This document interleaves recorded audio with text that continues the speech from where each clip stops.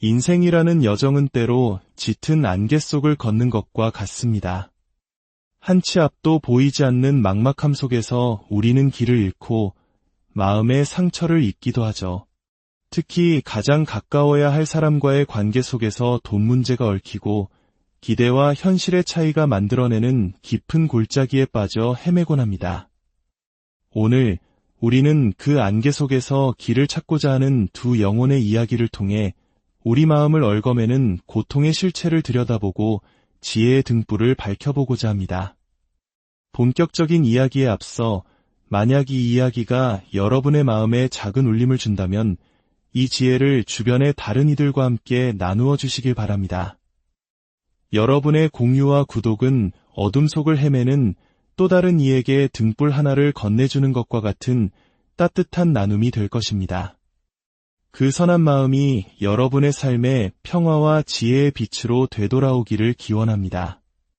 이제 첫 번째 이야기의 문을 열겠습니다. 일부 형제에게 빌려준 돈, 그리고 마음에 빛한 여인이 있었습니다. 2006년 어느 봄날, 그녀는 어려운 형편의 두 아이를 키우며 힘겹게 살아가는 남동생에게 선뜻 돈을 빌려주었습니다. 월세살이를 전전하던 동생이 전셋집이라도 얻어 조금이나마 안정된 삶을 살기를 바라는 누나의 순수한 마음이었습니다. 형제 사이였기에 차용증 한 장 받지 않았습니다. 그저 나중에 목돈으로 갚으려면 힘드니 매달 조금씩이라도 갚아나가라는 말만 건넸을 뿐입니다.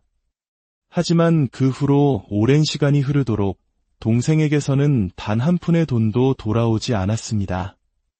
약속은 지켜지지 않았고 누나의 마음은 조금씩 무거워지기 시작했습니다.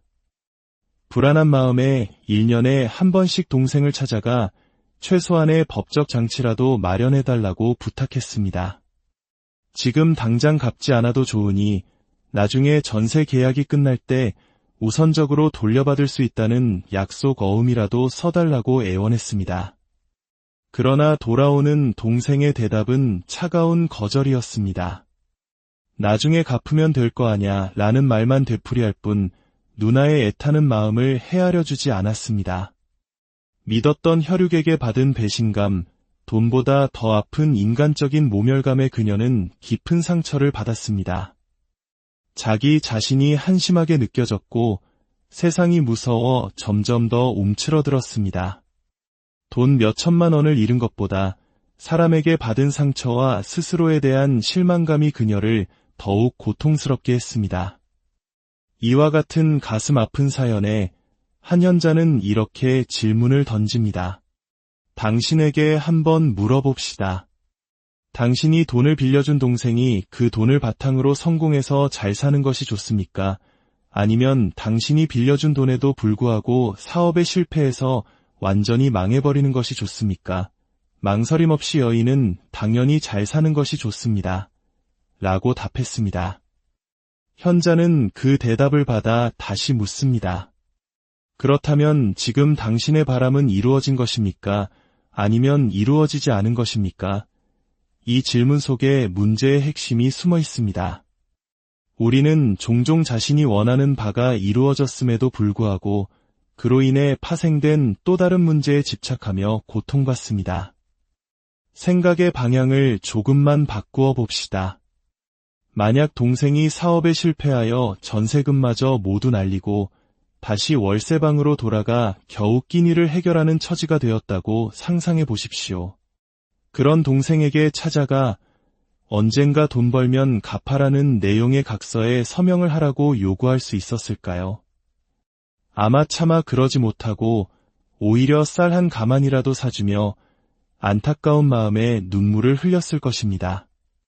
즉, 지금 당신이 겪는 고통은 동생이 돈을 갚지 않기 때문에 생긴 것이 아니라 역설적이게도 당신이 바라던 대로 동생이 망하지 않고 잘 살고 있기 때문에 생긴 문제입니다. 동생이 성공했기에 갚을 능력이 있는데도 갚지 않는다는 괘씸한 마음이 드는 것이고 만약 동생이 완전히 실패했다면 그런 마음조차 생기지 않았을 것입니다. 어차피 망했어도 돈을 받지 못했을 것입니다.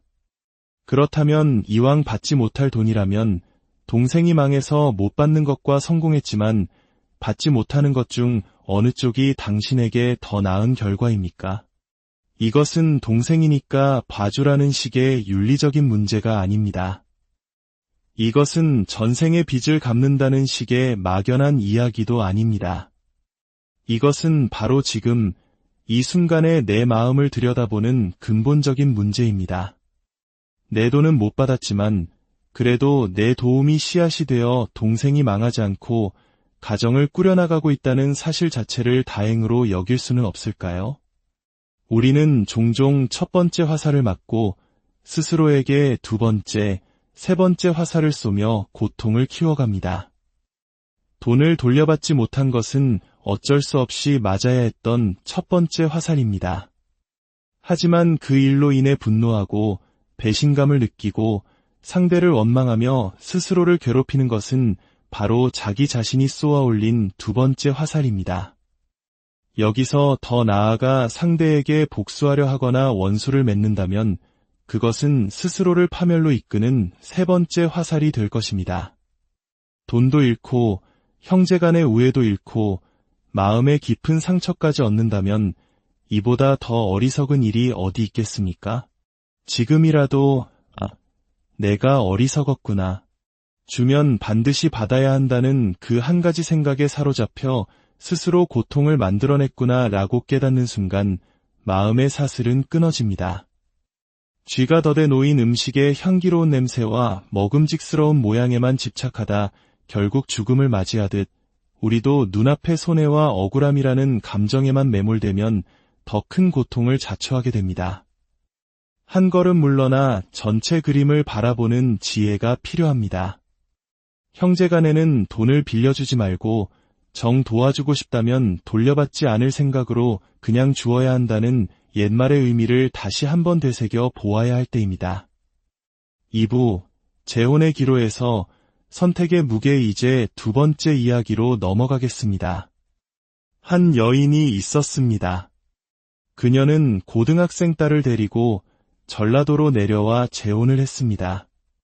결혼 전 연봉 5천만 원 이상의 유능한 커리어 우먼이었지만 사랑이라 믿었던 인연을 따라 새로운 삶을 선택했습니다. 하지만 현실은 냉혹했습니다. 남편은 자신의 아들들은 고등학교도 제대로 마치지 못했다는 이유로 아내의 딸이 대학에 입학하는 것을 탐탁지 않아 했습니다. 학비는커녕 용돈 한 푼 보태주지 않았고 별도의 생활비를 주는 일도 없이 아내가 경제적인 어려움을 겪는 것을 당연하게 여겼습니다. 그녀의 소득은 과거에 비해 형편없이 줄어들었고 혼자 힘으로 딸의 교육을 책임지기는 벅찼습니다. 주변 사람들은 모두 이혼하라고 말했고 그녀 자신도 이 힘겨운 관계를 견디기 어려울 때가 많았습니다. 하지만 한번 맺은 인연을 소중히 여기고 싶어 버텨보려 하지만 경제적인 압박과 남편에 대한 실망감은 그녀의 마음을 흔들었습니다. 마침 예전 직장에서 계속해서 다시 와달라는 연락이 오자 그녀의 마음은 더욱 복잡해졌습니다. 딸은 유능했던 과거의 엄마로 돌아가 이곳을 떠나길 원하고 남편은 아무런 대책 없이 아내가 떠나지 않기만을 바라고 있습니다. 그녀는 이 깊은 딜레마 속에서 어떤 선택을 해야 할지 몰라 고통스러워하고 있습니다. 이 사연에 대해 현자는 먼저 현실을 직시하라고 조언합니다. 우리는 늘 꿈속에서 삽니다. 돈만 좀 생긴다면, 아이가 말만 잘 듣는다면, 남편이 술만 안 먹는다면, 이런 가정 속에서 살아가기 때문에 현실에 대한 불평이 끊이지 않는 것입니다. 가장 먼저 해야 할 일은 남편이 변했으면 좋겠다는 헛된 기대를 버리는 것입니다. 자기 자신을 바꾸는 것도 이토록 어려운데 어찌 타인을 내 마음대로 바꿀 수 있겠습니까? 그건 불가능한 꿈입니다. 남편을 바꾸려 하지 말고 있는 그대로의 남편과 현재의 상황을 인정하는 것에서부터 모든 해결책은 시작됩니다. 그 현실 위에서 우리는 두 가지 길 중 하나를 선택해야 합니다. 첫 번째 길은 수용과 자립의 길입니다. 결혼 생활을 돈 문제로 계산하기 시작하면 끝이 없습니다. 딸의 학비 문제를 부부관계 파탄의 핑계로 삼는 것은 비겁한 일입니다. 차라리 남편의 행동이 계기가 되어 딸을 경제적으로 그리고 정신적으로 독립시킬 좋은 기회로 삼는 것입니다. 성인이 된 딸에게 이야기하십시오. 엄마가 학비는 어떻게든 마련해 주겠지만 이제 너의 생활은 스스로 책임지고 개척해 나가야 한다. 이것은 아이에 대한 배신이 아닙니다. 오히려 온실 속 화초처럼 아이를 키울 뻔했는데 남편의 반대 덕분에 아이를 진정으로 강하고 독립적인 성인으로 키울 기회를 얻었다고 생각의 전환을 하는 것입니다. 그렇게 딸의 문제를 정리하고 남편과의 관계에서는 경제적인 기대를 완전히 내려놓는 것입니다. 내가 당신과 결혼하기 위해 연봉 5천만 원을 포기했다는 식의 계산적인 마음을 버려야 합니다. 그런 마음이 그런데 당신이 나한테 해주는 게 뭐가 있나?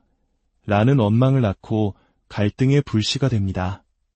돈으로 계산하지 않는 부부관계 속에서 그리고 자녀를 건강하게 독립시키는 과정 속에서 진정한 마음의 평화, 즉 해탈을 얻는 길입니다. 이것이 가장 지혜로운 첫 번째 선택입니다. 두 번째 길은 온전한 홀로서기의 길입니다. 만약 이 모든 것을 수용하고 현재의 삶을 지속하는 것이 도저히 불가능하다고 판단된다면 그때는 관계를 정리하는 선택을 할 수도 있습니다.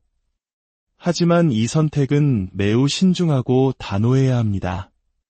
과거에 부처님께서도 아내와 아들이 있었지만 더 큰 깨달음의 길을 위해 출가를 감행하셨습니다. 이처럼 인생의 방향을 완전히 바꾸는 선택은 단순히 경제적인 이득이나 감정적인 불편함 때문에 이루어져서는 안 됩니다. 그것은 자신의 인생 전체를 건 새로운 길에 대한 확고한 신념과 결단이어야 합니다. 나는 이제 두 번 다시 결혼이라는 제도로 나를 얽매지 않겠다. 어떤 남자가 나타나도 이제는 온전히 나 자신만의 길을 가겠다는 명확한 자기 정리가 있어야 합니다. 이 남자와 헤어져서 다른 남자를 만나면 더 나을 것이라는 막연한 기대는 또 다른 방황을 낳을 뿐입니다. 전에처럼 헤어졌다 만났다를 반복하는 것은 만성적인 고통으로 가는 길입니다. 끊으려면 확실히 끊고 온전한 책임을 지고 자신의 인생을 살아가야 합니다.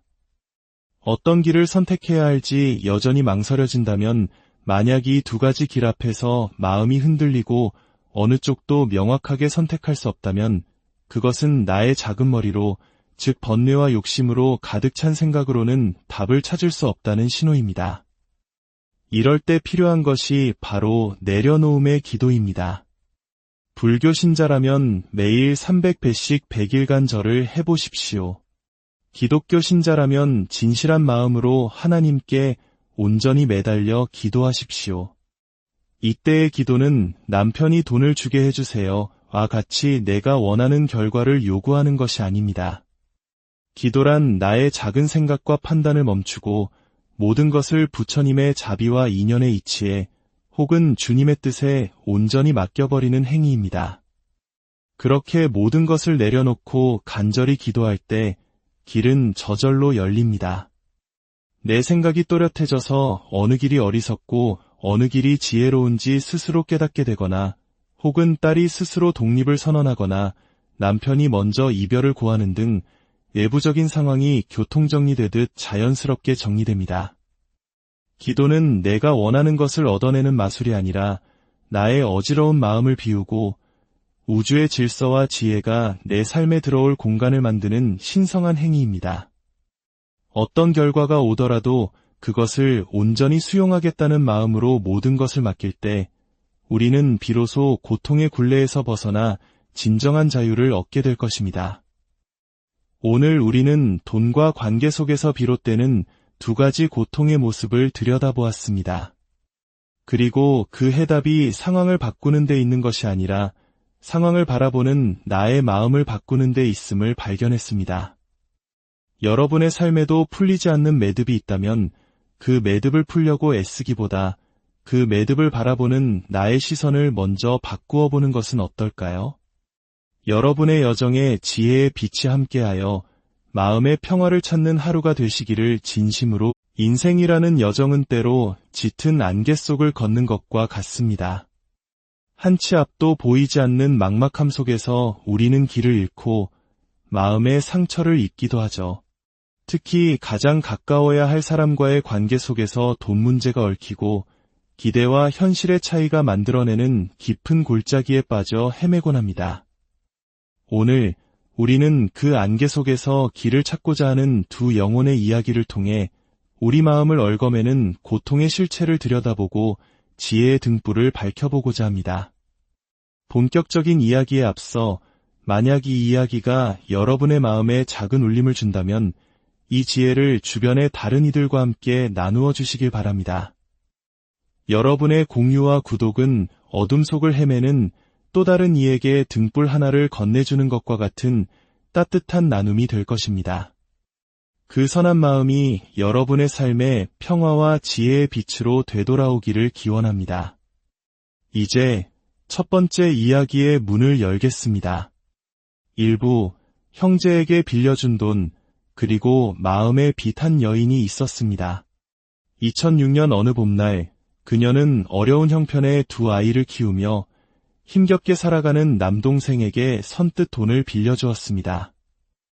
월세살이를 전전하던 동생이 전셋집이라도 얻어 조금이나마 안정된 삶을 살기를 바라는 누나의 순수한 마음이었습니다. 형제 사이였기에 차용증 한 장 받지 않았습니다.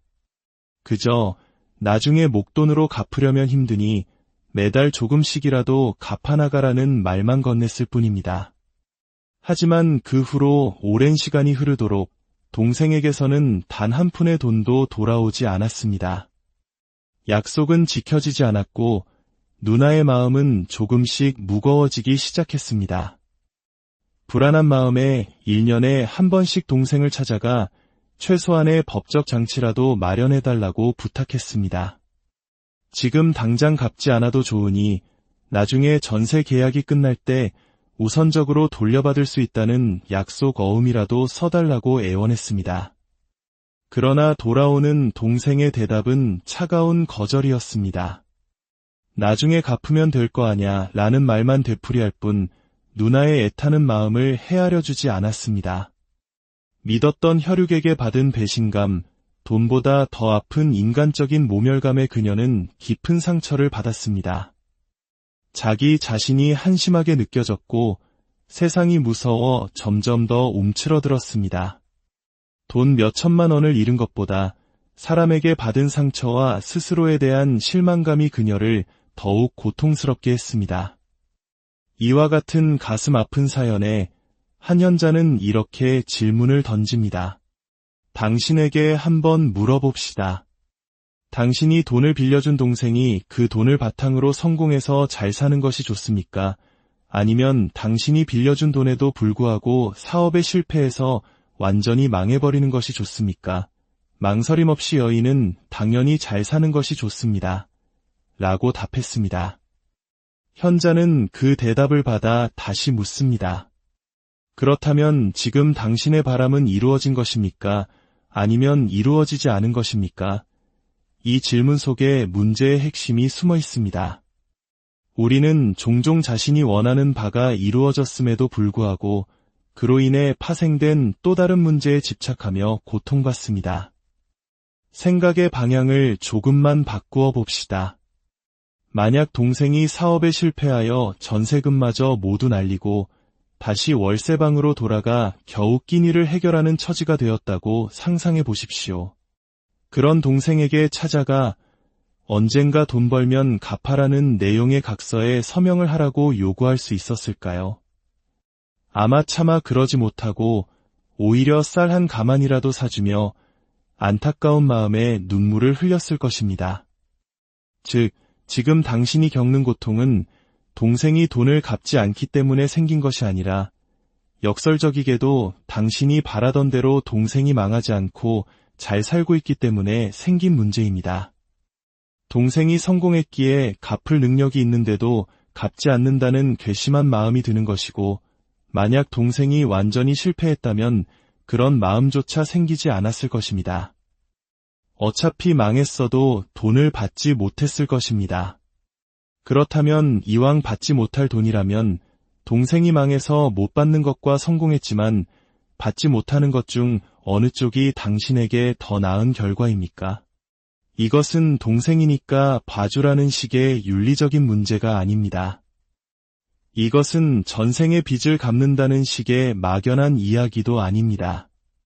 이것은 바로 지금 이 순간에 내 마음을 들여다보는 근본적인 문제입니다. 내 돈은 못 받았지만 그래도 내 도움이 씨앗이 되어 동생이 망하지 않고 가정을 꾸려나가고 있다는 사실 자체를 다행으로 여길 수는 없을까요? 우리는 종종 첫 번째 화살을 맞고 스스로에게 두 번째, 세 번째 화살을 쏘며 고통을 키워갑니다. 돈을 돌려받지 못한 것은 어쩔 수 없이 맞아야 했던 첫 번째 화살입니다. 하지만 그 일로 인해 분노하고 배신감을 느끼고 상대를 원망하며 스스로를 괴롭히는 것은 바로 자기 자신이 쏘아 올린 두 번째 화살입니다.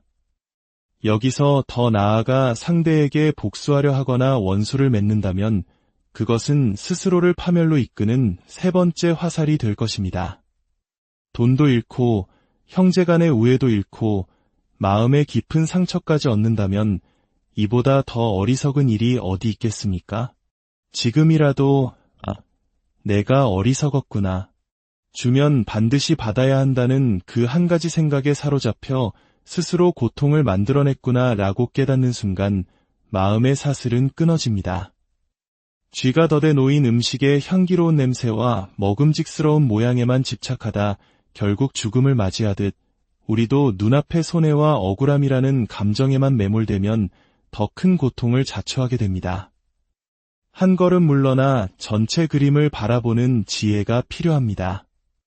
형제간에는 돈을 빌려주지 말고 정 도와주고 싶다면 돌려받지 않을 생각으로 그냥 주어야 한다는 옛말의 의미를 다시 한번 되새겨 보아야 할 때입니다. 2부 재혼의 기로에서 선택의 무게 이제 두 번째 이야기로 넘어가겠습니다. 한 여인이 있었습니다. 그녀는 고등학생 딸을 데리고 전라도로 내려와 재혼을 했습니다. 결혼 전 연봉 5천만 원 이상의 유능한 커리어우먼이었지만 사랑이라 믿었던 인연을 따라 새로운 삶을 선택했습니다. 하지만 현실은 냉혹했습니다. 남편은 자신의 아들들은 고등학교도 제대로 마치지 못했다는 이유로 아내의 딸이 대학에 입학하는 것을 탐탁지 않아 했습니다. 학비는커녕 용돈 한 푼 보태주지 않았고 별도의 생활비를 주는 일도 없이 아내가 경제적인 어려움을 겪는 것을 당연하게 여겼습니다. 그녀의 소득은 과거에 비해 형편없이 줄어들었고 혼자 힘으로 딸의 교육을 책임지기는 벅찼습니다. 주변 사람들은 모두 이혼하라고 말했고 그녀 자신도 이 힘겨운 관계를 견디기 어려울 때가 많았습니다. 하지만 한번 맺은 인연을 소중히 여기고 싶어 버텨보려 하지만 경제적인 압박과 남편에 대한 실망감은 그녀의 마음을 흔들었습니다.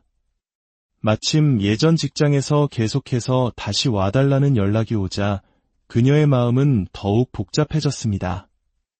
딸은 유능했던 과거의 엄마로 돌아가 이곳을 떠나길 원하고 남편은 아무런 대책 없이 아내가 떠나지 않기만을 바라고 있습니다. 그녀는 이 깊은 딜레마 속에서 어떤 선택을 해야 할지 몰라 고통스러워하고 있습니다. 이 사연에 대해 현자는 먼저 현실을 직시하라고 조언합니다. 우리는 늘 꿈속에서 삽니다. 돈만 좀 생긴다면, 아이가 말만 잘 듣는다면, 남편이 술만 안 먹는다면, 이런 가정 속에서 살아가기 때문에 현실에 대한 불평이 끊이지 않는 것입니다. 가장 먼저 해야 할 일은 남편이 변했으면 좋겠다는 헛된 기대를 버리는 것입니다. 자기 자신을 바꾸는 것도 이토록 어려운데 어찌 타인을 내 마음대로 바꿀 수 있겠습니까? 그건 불가능한 꿈입니다. 남편을 바꾸려 하지 말고 있는 그대로의 남편과 현재의 상황을 인정하는 것에서부터 모든 해결책은 시작됩니다. 그 현실 위에서 우리는 두 가지 길 중 하나를 선택해야 합니다. 첫 번째 길은 수용과 자립의 길입니다. 결혼 생활을 돈 문제로 계산하기 시작하면 끝이 없습니다. 딸의 학비 문제를 부부관계 파탄의 핑계로 삼는 것은 비겁한 일입니다. 차라리 남편의 행동이 계기가 되어 딸을 경제적으로 그리고 정신적으로 독립시킬 좋은 기회로 삼는 것입니다. 성인이 된 딸에게 이야기하십시오. 엄마가 학비는 어떻게든 마련해 주겠지만 이제 너의 생활은 스스로 책임지고 개척해 나가야 한다. 이것은 아이에 대한 배신이 아닙니다. 오히려 온실 속 화초처럼 아이를 키울 뻔했는데 남편의 반대 덕분에 아이를 진정으로 강하고 독립적인 성인으로 키울 기회를 얻었다고 생각의 전환을 하는 것입니다. 그렇게 딸의 문제를 정리하고 남편과의 관계에서는 경제적인 기대를 완전히 내려놓는 것입니다. 내가 당신과 결혼하기 위해 연봉 5천만 원을 포기했다는 식의 계산적인 마음을 버려야 합니다. 그런 마음이 그런데 당신이 나한테 해주는 게 뭐가 있나? 라는 원망을 낳고 갈등의 불씨가 됩니다. 돈으로 계산하지 않는 부부관계 속에서 그리고 자녀를 건강하게 독립시키는 과정 속에서 진정한 마음의 평화, 즉 해탈을 얻는 길입니다. 이것이 가장 지혜로운 첫 번째 선택입니다. 두 번째 길은 온전한 홀로서기의 길입니다. 만약 이 모든 것을 수용하고 현재의 삶을 지속하는 것이 도저히 불가능하다고 판단된다면 그때는 관계를 정리하는 선택을 할 수도 있습니다. 하지만 이 선택은 매우 신중하고 단호해야 합니다. 과거에 부처님께서도 아내와 아들이 있었지만 더 큰 깨달음의 길을 위해 출가를 감행하셨습니다. 이처럼 인생의 방향을 완전히 바꾸는 선택은 단순히 경제적인 이득이나 감정적인 불편함 때문에 이루어져서는 안 됩니다. 그것은 자신의 인생 전체를 건 새로운 길에 대한 확고한 신념과 결단이어야 합니다. 나는 이제 두 번 다시 결혼이라는 제도로 나를 얽매지 않겠다. 어떤 남자가 나타나도 이제는 온전히 나 자신만의 길을 가겠다는 명확한 자기 정리가 있어야 합니다.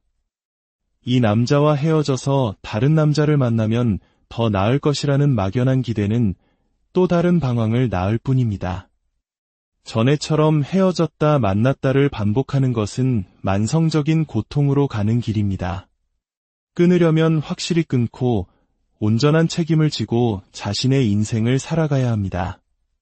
어떤 길을 선택해야 할지 여전히 망설여진다면 만약 이 두 가지 길 앞에서 마음이 흔들리고 어느 쪽도 명확하게 선택할 수 없다면 그것은 나의 작은 머리로 즉 번뇌와 욕심으로 가득 찬 생각으로는 답을 찾을 수 없다는 신호입니다. 이럴 때 필요한 것이 바로 내려놓음의 기도입니다. 불교 신자라면 매일 300배씩 100일간 절을 해보십시오. 기독교 신자라면 진실한 마음으로 하나님께 온전히 매달려 기도하십시오. 이때의 기도는 남편이 돈을 주게 해주세요와 같이 내가 원하는 결과를 요구하는 것이 아닙니다. 기도란 나의 작은 생각과 판단을 멈추고 모든 것을 부처님의 자비와 인연에 이치해 혹은 주님의 뜻에 온전히 맡겨버리는 행위입니다. 그렇게 모든 것을 내려놓고 간절히 기도할 때 길은 저절로 열립니다. 내 생각이 또렷해져서 어느 길이 어리석고 어느 길이 지혜로운지 스스로 깨닫게 되거나 혹은 딸이 스스로 독립을 선언하거나 남편이 먼저 이별을 고하는 등 외부적인 상황이 교통정리되듯 자연스럽게 정리됩니다. 기도는 내가 원하는 것을 얻어내는 마술이 아니라 나의 어지러운 마음을 비우고 우주의 질서와 지혜가 내 삶에 들어올 공간을 만드는 신성한 행위입니다. 어떤 결과가 오더라도 그것을 온전히 수용하겠다는 마음으로 모든 것을 맡길 때 우리는 비로소 고통의 굴레에서 벗어나 진정한 자유를 얻게 될 것입니다. 오늘 우리는 돈과 관계 속에서 비롯되는 두 가지 고통의 모습을 들여다보았습니다. 그리고 그 해답이 상황을 바꾸는 데 있는 것이 아니라 상황을 바라보는 나의 마음을 바꾸는 데 있음을 발견했습니다. 여러분의 삶에도 풀리지 않는 매듭이 있다면 그 매듭을 풀려고 애쓰기보다 그 매듭을 바라보는 나의 시선을 먼저 바꾸어 보는 것은 어떨까요? 여러분의 여정에 지혜의 빛이 함께하여 마음의 평화를 찾는 하루가 되시기를 진심으로. 인생이라는 여정은 때로 짙은 안개 속을 걷는 것과 같습니다. 한 치 앞도 보이지 않는 막막함 속에서 우리는 길을 잃고 마음의 상처를 입기도 하죠. 특히 가장 가까워야 할 사람과의 관계 속에서 돈 문제가 얽히고 기대와 현실의 차이가 만들어내는 깊은 골짜기에 빠져 헤매곤 합니다. 오늘 우리는 그 안개 속에서 길을 찾고자 하는 두 영혼의 이야기를 통해 우리 마음을 얽어매는 고통의 실체를 들여다보고 지혜의 등불을 밝혀보고자 합니다. 본격적인 이야기에 앞서 만약 이 이야기가 여러분의 마음에 작은 울림을 준다면 이 지혜를 주변의 다른 이들과 함께 나누어 주시길 바랍니다. 여러분의 공유와 구독은 어둠 속을 헤매는 또 다른 이에게 등불 하나를 건네주는 것과 같은 따뜻한 나눔이 될 것입니다. 그 선한 마음이 여러분의 삶에 평화와 지혜의 빛으로 되돌아오기를 기원합니다. 이제 첫 번째 이야기의 문을 열겠습니다. 일부 형제에게 빌려준 돈, 그리고 마음에 빛한 여인이 있었습니다. 2006년 어느 봄날, 그녀는 어려운 형편의 두 아이를 키우며 힘겹게 살아가는 남동생에게 선뜻 돈을 빌려주었습니다. 월세살이를 전전하던 동생이 전셋집이라도 얻어 조금이나마 안정된 삶을 살기를 바라는 누나의 순수한 마음이었습니다. 형제 사이였기에 차용증 한 장 받지 않았습니다. 그저 나중에 목돈으로 갚으려면 힘드니 매달 조금씩이라도 갚아나가라는 말만 건넸을 뿐입니다. 하지만 그 후로 오랜 시간이 흐르도록 동생에게서는 단 한 푼의 돈도 돌아오지 않았습니다. 약속은 지켜지지 않았고 누나의 마음은 조금씩 무거워지기 시작했습니다. 불안한 마음에 1년에 한 번씩 동생을 찾아가 최소한의 법적 장치라도 마련해달라고 부탁했습니다. 지금 당장 갚지 않아도 좋으니 나중에 전세 계약이 끝날 때 우선적으로 돌려받을 수 있다는 약속 어음이라도 써달라고 애원했습니다. 그러나 돌아오는 동생의 대답은 차가운 거절이었습니다. 나중에 갚으면 될 거 아냐 라는 말만 되풀이할 뿐 누나의 애타는 마음을 헤아려주지 않았습니다. 믿었던 혈육에게 받은 배신감, 돈보다 더 아픈 인간적인 모멸감에 그녀는 깊은 상처를 받았습니다. 자기 자신이 한심하게 느껴졌고 세상이 무서워 점점 더 움츠러들었습니다. 돈 몇천만 원을 잃은 것보다 사람에게 받은 상처와 스스로에 대한 실망감이 그녀를 더욱 고통스럽게 했습니다. 이와 같은 가슴 아픈 사연에 한 현자는 이렇게 질문을 던집니다. 당신에게 한번 물어봅시다. 당신이 돈을 빌려준 동생이 그 돈을 바탕으로 성공해서 잘 사는 것이 좋습니까?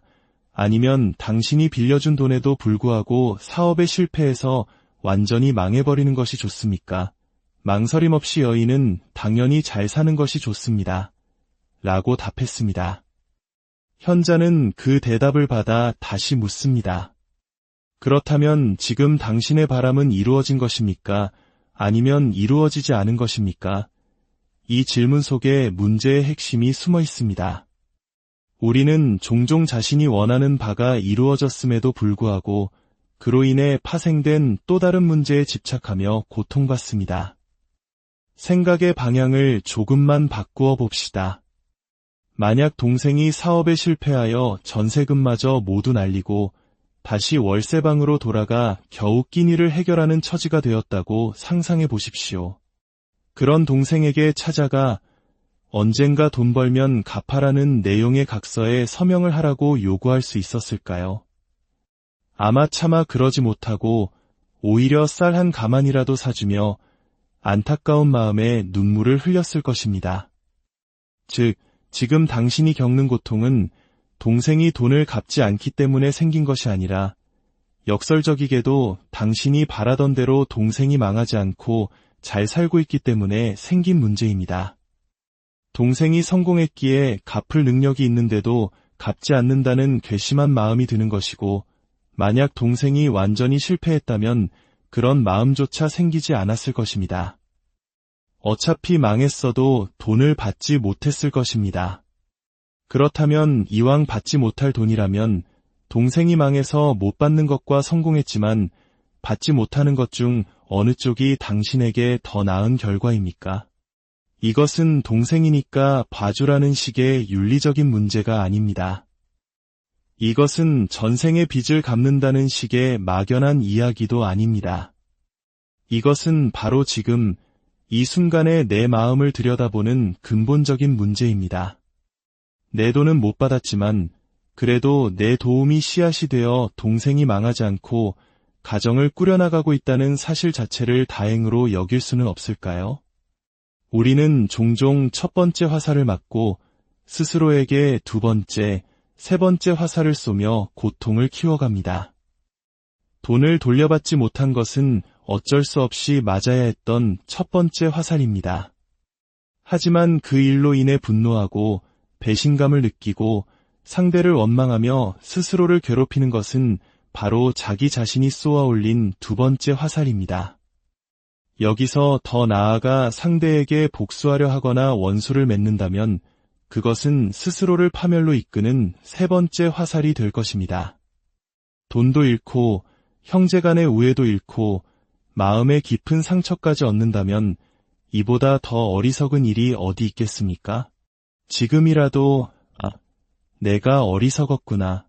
주면 반드시 받아야 한다는 그 한 가지 생각에 사로잡혀 스스로 고통을 만들어냈구나 라고 깨닫는 순간 마음의 사슬은 끊어집니다. 쥐가 덫에 놓인 음식의 향기로운 냄새와 먹음직스러운 모양에만 집착하다 결국 죽음을 맞이하듯 우리도 눈앞의 손해와 억울함이라는 감정에만 매몰되면 더 큰 고통을 자초하게 됩니다. 한 걸음 물러나 전체 그림을 바라보는 지혜가 필요합니다. 형제간에는 돈을 빌려주지 말고 정 도와주고 싶다면 돌려받지 않을 생각으로 그냥 주어야 한다는 옛말의 의미를 다시 한번 되새겨 보아야 할 때입니다. 2부 재혼의 기로에서 선택의 무게 이제 두 번째 이야기로 넘어가겠습니다. 한 여인이 있었습니다.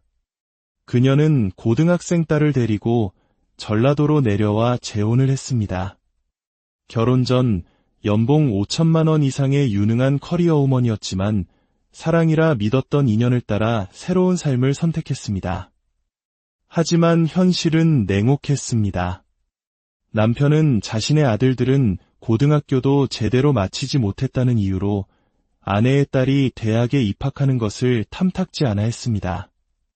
학비는커녕 용돈 한 푼 보태주지 않았고 별도의 생활비를 주는 일도 없이 아내가 경제적인 어려움을 겪는 것을 당연하게 여겼습니다. 그녀의 소득은 과거에 비해 형편없이 줄어들었고 혼자 힘으로 딸의 교육을 책임지기는 벅찼습니다. 주변 사람들은 모두 이혼하라고 말했고 그녀 자신도 이 힘겨운 관계를 견디기 어려울 때가 많았습니다. 하지만 한번 맺은 인연을 소중히 여기고 싶어 버텨보려 하지만 경제적인 압박과 남편에 대한 실망감은 그녀의 마음을 흔들었습니다. 마침 예전 직장에서 계속해서 다시 와달라는 연락이 오자 그녀의 마음은 더욱 복잡해졌습니다. 딸은 유능했던 과거의 엄마로 돌아가 이곳을 떠나길 원하고 남편은 아무런 대책 없이 아내가 떠나지 않기만을 바라고 있습니다. 그녀는 이 깊은 딜레마 속에서 어떤 선택을 해야 할지 몰라 고통스러워하고 있습니다. 이 사연에 대해 현자는 먼저 현실을 직시하라고 조언합니다. 우리는 늘 꿈속에서 삽니다. 돈만 좀 생긴다면, 아이가 말만 잘 듣는다면, 남편이 술만 안 먹는다면, 이런 가정 속에서 살아가기 때문에 현실에 대한 불평이 끊이지 않는 것입니다. 가장 먼저 해야 할 일은 남편이 변했으면 좋겠다는 헛된 기대를 버리는 것입니다. 자기 자신을 바꾸는 것도 이토록 어려운데 어찌 타인을 내 마음대로 바꿀 수 있겠습니까? 그건 불가능한 꿈입니다. 남편을 바꾸려 하지 말고 있는 그대로의 남편과 현재의 상황을 인정하는 것에서부터 모든 해결책은 시작됩니다. 그 현실 위에서 우리는 두 가지 길 중 하나를 선택해야 합니다. 첫 번째 길은 수용과 자립의 길입니다. 결혼 생활을 돈 문제로 계산하기 시작하면 끝이 없습니다. 딸의 학비 문제를 부부관계 파탄의 핑계로 삼는 것은 비겁한 일입니다. 차라리 남편의 행동이 계기가 되어 딸을 경제적으로 그리고 정신적으로 독립시킬 좋은 기회로 삼는 것입니다. 성인이 된 딸에게 이야기하십시오. 엄마가 학비는 어떻게든 마련해 주겠지만 이제 너의 생활은 스스로 책임지고 개척해 나가야 한다. 이것은 아이에 대한 배신이 아닙니다. 오히려 온실 속 화초처럼 아이를 키울 뻔했는데 남편의 반대 덕분에 아이를 진정으로 강하고 독립적인 성인으로 키울 기회를 얻었다고 생각의 전환을 하는 것입니다. 그렇게 딸의 문제를 정리하고 남편과의 관계에서는 경제적인 기대를 완전히 내려놓는 것입니다. 내가 당신과 결혼하기 위해 연봉 5천만 원을 포기했다는 식의 계산적인 마음을 버려야 합니다. 그런 마음이 그런데 당신이 나한테 해주는 게 뭐가 있나? 라는 원망을 낳고 갈등의 불씨가 됩니다. 돈으로 계산하지 않는 부부관계 속에서 그리고 자녀를 건강하게 독립시키는 과정 속에서 진정한 마음의 평화, 즉 해탈을 얻는 길입니다. 이것이 가장 지혜로운 첫 번째 선택입니다. 두 번째 길은 온전한 홀로서기의 길입니다. 만약 이 모든 것을 수용하고 현재의 삶을 지속하는 것이 도저히 불가능하다고 판단된다면 그때는 관계를 정리하는 선택을 할 수도 있습니다. 하지만 이 선택은 매우 신중하고 단호해야 합니다. 과거에 부처님께서도 아내와 아들이 있었지만 더 큰 깨달음의 길을 위해 출가를 감행하셨습니다. 이처럼 인생의 방향을 완전히 바꾸는 선택은 단순히 경제적인 이득이나 감정적인 불편함 때문에 이루어져서는 안 됩니다. 그것은 자신의 인생 전체를 건 새로운 길에 대한 확고한 신념과 결단이어야 합니다. 나는 이제 두 번 다시 결혼이라는 제도로 나를 얽매지 않겠다. 어떤 남자가 나타나도 이제는 온전히 나 자신만의 길을 가겠다는 명확한 자기정리가 있어야 합니다. 이 남자와 헤어져서 다른 남자를 만나면 더 나을 것이라는 막연한 기대는 또 다른 방황을 낳을 뿐입니다. 전에처럼 헤어졌다 만났다를 반복하는 것은 만성적인 고통으로 가는 길입니다. 끊으려면 확실히 끊고 온전한 책임을 지고 자신의 인생을 살아가야 합니다. 어떤 길을 선택해야 할지 여전히 망설여진다면 만약 이 두 가지 길 앞에서 마음이 흔들리고 어느 쪽도 명확하게 선택할 수 없다면 그것은 나의 작은 머리로 즉 번뇌와 욕심으로 가득 찬 생각으로는 답을 찾을 수 없다는 신호입니다. 이럴 때 필요한 것이 바로 내려놓음의 기도입니다. 불교 신자라면 매일 300배씩 100일간 절을 해보십시오. 기독교 신자라면 진실한 마음으로 하나님께 온전히 매달려 기도하십시오. 이때의 기도는 남편이 돈을 주게 해주세요와 같이 내가 원하는 결과를 요구하는 것이 아닙니다. 기도란 나의 작은 생각과 판단을 멈추고 모든 것을 부처님의 자비와 인연에 이치해 혹은 주님의 뜻에 온전히 맡겨버리는 행위입니다. 그렇게 모든 것을 내려놓고 간절히 기도할 때 길은 저절로 열립니다. 내 생각이 또렷해져서 어느 길이 어리석고 어느 길이 지혜로운지 스스로 깨닫게 되거나 혹은 딸이 스스로 독립을 선언하거나 남편이 먼저 이별을 고하는 등 외부적인 상황이 교통정리되듯 자연스럽게 정리됩니다. 기도는 내가 원하는 것을 얻어내는 마술이 아니라 나의 어지러운 마음을 비우고 우주의 질서와 지혜가 내 삶에 들어올 공간을 만드는 신성한 행위입니다.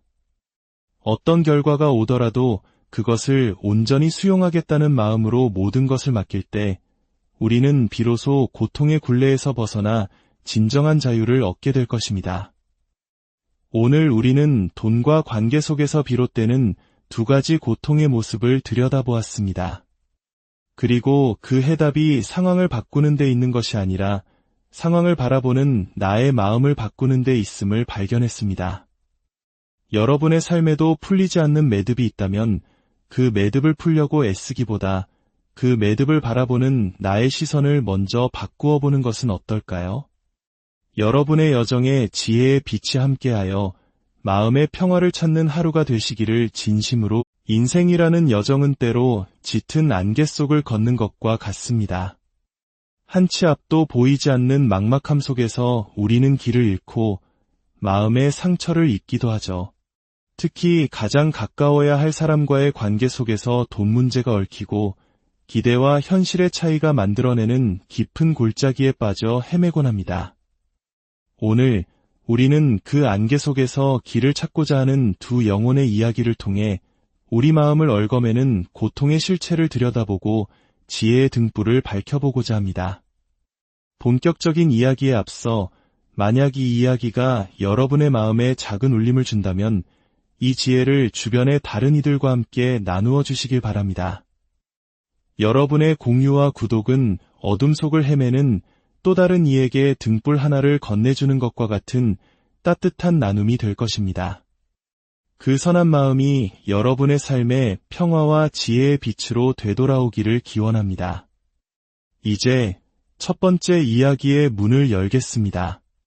일부 형제에게 빌려준 돈, 그리고 마음에 빛한 여인이 있었습니다. 2006년 어느 봄날, 그녀는 어려운 형편의 두 아이를 키우며 힘겹게 살아가는 남동생에게 선뜻 돈을 빌려주었습니다.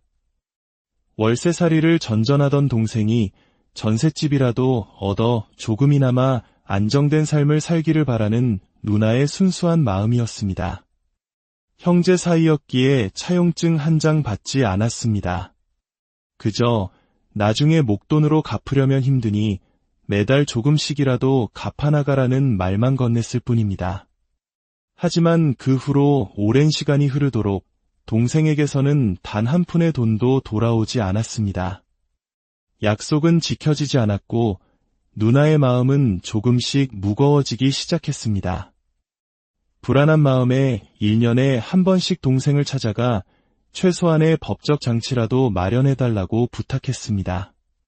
지금 당장 갚지 않아도 좋으니 나중에 전세 계약이 끝날 때 우선적으로 돌려받을 수 있다는 약속 어음이라도 써달라고 애원했습니다.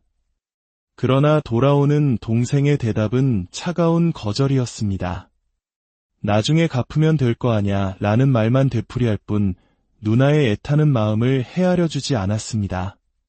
믿었던 혈육에게 받은 배신감, 돈보다 더 아픈 인간적인 모멸감에 그녀는 깊은 상처를 받았습니다. 자기 자신이 한심하게 느껴졌고 세상이 무서워 점점 더 움츠러들었습니다. 돈 몇천만 원을 잃은 것보다 사람에게 받은 상처와 스스로에 대한 실망감이 그녀를 더욱 고통스럽게 했습니다. 이와 같은 가슴 아픈 사연에 한 현자는 이렇게 질문을 던집니다. 당신에게 한번 물어봅시다. 당신이 돈을 빌려준 동생이 그 돈을 바탕으로 성공해서 잘 사는 것이 좋습니까? 아니면 당신이 빌려준 돈에도 불구하고 사업에 실패해서 완전히 망해버리는 것이 좋습니까? 망설임 없이 여인은 당연히 잘 사는 것이 좋습니다. 라고 답했습니다. 현자는 그 대답을 받아 다시 묻습니다. 그렇다면 지금 당신의 바람은 이루어진 것입니까? 아니면 이루어지지 않은 것입니까? 이 질문 속에 문제의 핵심이 숨어 있습니다. 우리는 종종 자신이 원하는 바가 이루어졌음에도 불구하고 그로 인해 파생된 또 다른 문제에 집착하며 고통받습니다. 생각의 방향을 조금만 바꾸어 봅시다. 만약 동생이 사업에 실패하여 전세금마저 모두 날리고 다시 월세방으로 돌아가 겨우 끼니를 해결하는 처지가 되었다고 상상해 보십시오. 그런 동생에게 찾아가 언젠가 돈 벌면 갚아라는 내용의 각서에 서명을 하라고 요구할 수 있었을까요? 아마 차마 그러지 못하고 오히려 쌀 한 가마니라도 사주며 안타까운 마음에 눈물을 흘렸을 것입니다. 즉, 지금 당신이 겪는 고통은 동생이 돈을 갚지 않기 때문에 생긴 것이 아니라 역설적이게도 당신이 바라던 대로 동생이 망하지 않고 잘 살고 있기 때문에 생긴 문제입니다. 동생이 성공했기에 갚을 능력이 있는데도 갚지 않는다는 괘씸한 마음이 드는 것이고, 만약 동생이 완전히 실패했다면 그런 마음조차 생기지 않았을 것입니다. 어차피 망했어도 돈을 받지 못했을 것입니다. 그렇다면 이왕 받지 못할 돈이라면 동생이 망해서 못 받는 것과 성공했지만 받지 못하는 것 중 어느 쪽이 당신에게 더 나은 결과입니까? 이것은 동생이니까 봐주라는 식의 윤리적인 문제가 아닙니다. 이것은 전생의 빚을 갚는다는 식의 막연한 이야기도 아닙니다. 이것은 바로 지금 이 순간에 내 마음을 들여다보는 근본적인 문제입니다. 내 돈은 못 받았지만 그래도 내 도움이 씨앗이 되어 동생이 망하지 않고 가정을 꾸려나가고 있다는 사실 자체를 다행으로 여길 수는 없을까요? 우리는 종종 첫 번째 화살을 맞고 스스로에게 두 번째, 세 번째 화살을 쏘며 고통을 키워갑니다. 돈을 돌려받지 못한 것은 어쩔 수 없이 맞아야 했던 첫 번째 화살입니다. 하지만 그 일로 인해 분노하고 배신감을 느끼고 상대를 원망하며 스스로를 괴롭히는 것은 바로 자기 자신이 쏘아 올린 두 번째 화살입니다. 여기서 더 나아가 상대에게 복수하려 하거나 원수를 맺는다면 그것은 스스로를 파멸로 이끄는 세 번째 화살이 될 것입니다. 돈도 잃고 형제 간의 우애도 잃고 마음의 깊은 상처까지 얻는다면 이보다 더 어리석은 일이 어디 있겠습니까? 지금이라도 내가 어리석었구나. 주면 반드시 받아야 한다는 그 한 가지 생각에 사로잡혀 스스로 고통을 만들어냈구나 라고 깨닫는 순간 마음의 사슬은 끊어집니다. 쥐가 덫에 놓인 음식의 향기로운 냄새와 먹음직스러운 모양에만 집착하다 결국 죽음을 맞이하듯 우리도 눈앞의 손해와 억울함이라는 감정에만 매몰되면 더 큰 고통을 자초하게 됩니다. 한 걸음 물러나 전체 그림을 바라보는 지혜가 필요합니다. 형제간에는 돈을 빌려주지 말고 정 도와주고 싶다면 돌려받지 않을 생각으로 그냥 주어야 한다는 옛말의 의미를 다시 한번 되새겨 보아야 할 때입니다. 2부 재혼의 기로에서 선택의 무게 이제 두 번째 이야기로 넘어가겠습니다. 한 여인이 있었습니다. 그녀는 고등학생 딸을 데리고 전라도로 내려와 재혼을 했습니다. 결혼 전 연봉 5천만 원 이상의 유능한 커리어우먼이었지만 사랑이라 믿었던 인연을 따라 새로운 삶을 선택했습니다. 하지만 현실은 냉혹했습니다. 남편은 자신의 아들들은 고등학교도 제대로 마치지 못했다는 이유로 아내의 딸이 대학에 입학하는 것을 탐탁지 않아 했습니다. 학비는커녕 용돈 한 푼 보태주지 않았고 별도의 생활비를 주는 일도 없이 아내가 경제적인 어려움을 겪는 것을 당연하게 여겼습니다. 그녀의 소득은 과거에 비해 형편없이 줄어들었고 혼자 힘으로 딸의 교육을 책임지기는 벅찼습니다. 주변 사람들은 모두 이혼하라고 말했고 그녀 자신도 이 힘겨운 관계를 견디기 어려울 때가 많았습니다. 하지만 한번 맺은 인연을 소중히 여기고 싶어 버텨보려 하지만 경제적인 압박과 남편에 대한 실망감은 그녀의 마음을 흔들었습니다. 마침 예전 직장에서 계속해서 다시 와달라는 연락이 오자 그녀의 마음은 더욱 복잡해졌습니다. 딸은 유능했던 과거의 엄마로 돌아가 이곳을 떠나길 원하고 남편은 아무런 대책 없이 아내가 떠나지 않기만을 바라고 있습니다. 그녀는 이 깊은 딜레마 속에서 어떤 선택을 해야 할지 몰라 고통스러워하고 있습니다. 이 사연에 대해 현자는 먼저 현실을 직시하라고 조언합니다. 우리는 늘 꿈속에서 삽니다. 돈만 좀 생긴다면, 아이가 말만 잘 듣는다면, 남편이 술만 안 먹는다면, 이런 가정 속에서 살아가기 때문에 현실에 대한 불평이 끊이지 않는 것입니다. 가장 먼저 해야 할 일은 남편이 변했으면 좋겠다는 헛된 기대를 버리는 것입니다. 자기 자신을 바꾸는 것도 이토록 어려운데 어찌 타인을 내 마음대로 바꿀 수 있겠습니까? 그건 불가능한 꿈입니다. 남편을 바꾸려 하지 말고 있는 그대로의 남편과 현재의 상황을 인정하는 것에서부터 모든 해결책은 시작됩니다. 그 현실 위에서 우리는 두 가지 길 중 하나를 선택해야 합니다. 첫 번째 길은 수용과 자립의 길입니다. 결혼 생활을 돈 문제로 계산하기 시작하면 끝이 없습니다. 딸의 학비 문제를 부부관계 파탄의 핑계로 삼는 것은 비겁한 일입니다. 차라리 남편의 행동이 계기가 되어 딸을 경제적으로 그리고 정신적으로 독립시킬 좋은 기회로 삼는 것입니다. 성인이 된 딸에게 이야기하십시오. 엄마가 학비는 어떻게든 마련해 주겠지만 이제 너의 생활은 스스로 책임지고 개척해 나가야 한다. 이것은 아이에 대한 배신이 아닙니다. 오히려 온실 속 화초처럼 아이를 키울 뻔했는데 남편의 반대 덕분에 아이를 진정으로 강하고 독립적인 성인으로 키울 기회를 얻었다고 생각의 전환을 하는 것입니다.